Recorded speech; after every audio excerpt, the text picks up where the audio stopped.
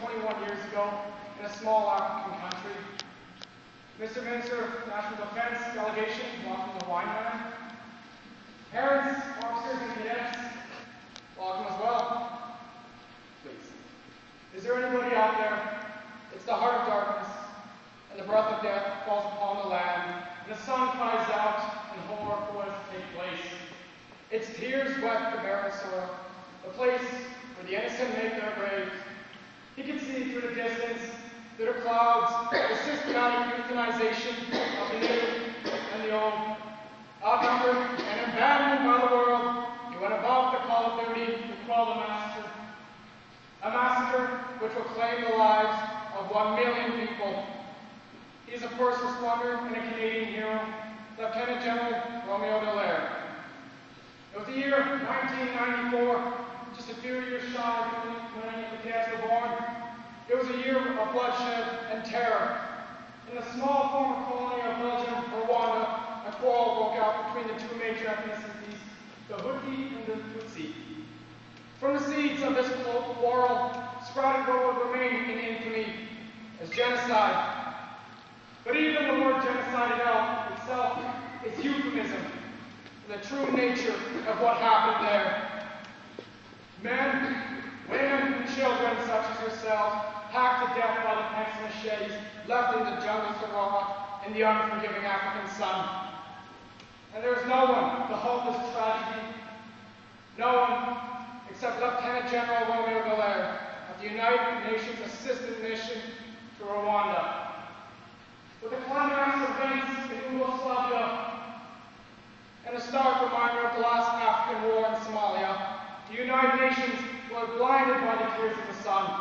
They ordered an evacuation of the impoverished nation. But General Dallaire stood fast. He proclaimed that he would not abandon the people to their bleak fate, not allow them to drown as their nation washes its hands in blood.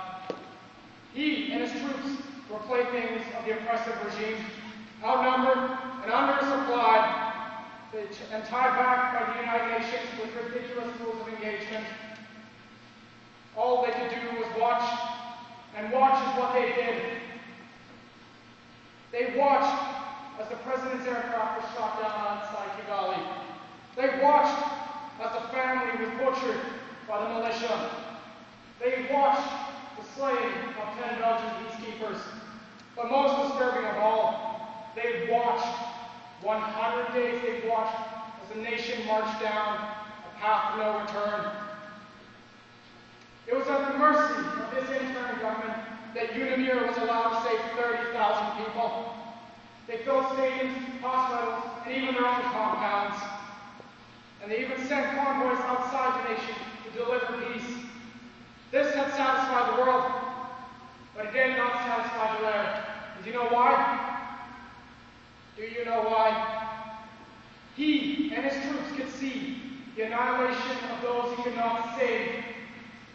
The annihilation was of such a magnitude that people would slip in their neighbor's blood.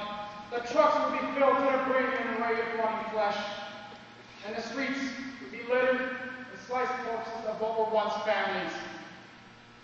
His heart urged to end the suffering, but it was weighed down by the world. And all he could do was just watch as it played out in the same tune as Cambodia or Darfur.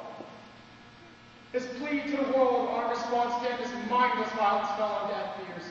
All he needed to end the suffering was an extra 5,000 troops. That's it.